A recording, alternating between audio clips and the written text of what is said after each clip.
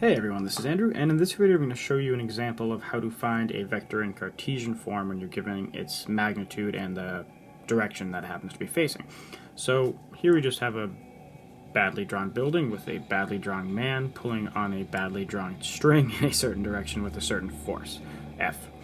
And we know how far he is from the building, we know the height that he's pulling the rope at, well, this height. It's kind of hard for me to verbalize that. We know the height from the top of the building to the point at which he's pulling down on it, and we know the horizontal direction as well.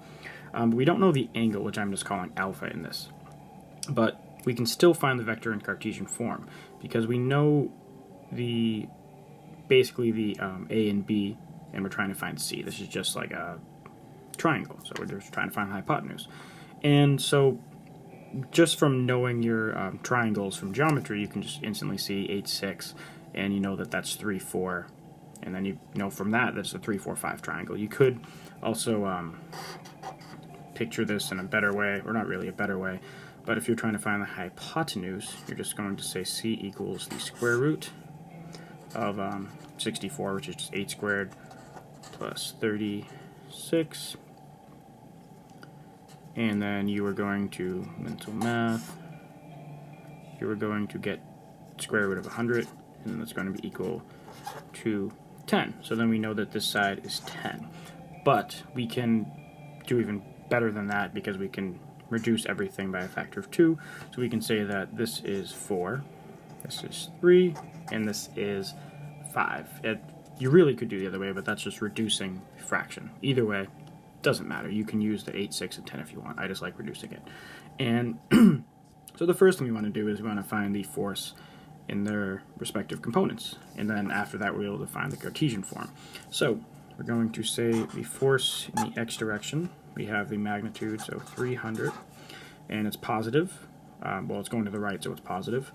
And then we don't know the angle, right? But we do know the ratio at which the force is traveling in the x direction. It's 4/5, right? Because it's going 4 in this direction for every 5 it goes in this direction. So it's 4/5. And that is what you could find the angle if you wanted to. You can just do some trig and figure out what that is because you know all the sides, so you can find the angle. But this is just easier doing it. Less buttons in the calculator really, or not less buttons, but you don't have to worry about being in radian mode when you should be in degree mode, which is bad on tests. And then when you do the math out on a calculator, of course, or you could do it in your head, you will come out with 240 newtons, and that is the force in the x direction. So now we're trying to find the force in the y direction. And I guess you could just say, right?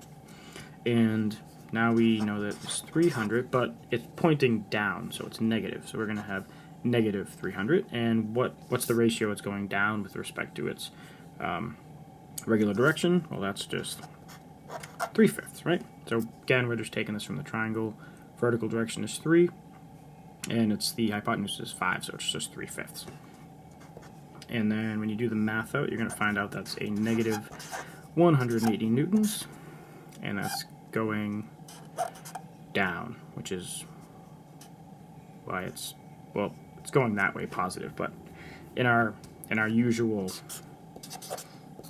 y/x coordinate system, it's negative, right?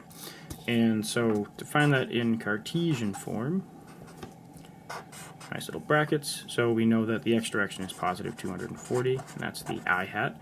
It's going a negative 300 in the j direction, and that is newtons. And you could do the math for this just to kind of, sorry, did I write 300? This is minus 180 in the j direction, not 300. That's a stupid moment right there. And you could add up these, just you could find the magnitude of f, which is just the square root of 240 squared plus 180 squared. You could do negative, but you're squaring it anyway, so it's going to become positive, so I just do the plus. And then when you do that, you should get 380 newtons, which, if everything works out, it's the same as that. And that's pretty much it.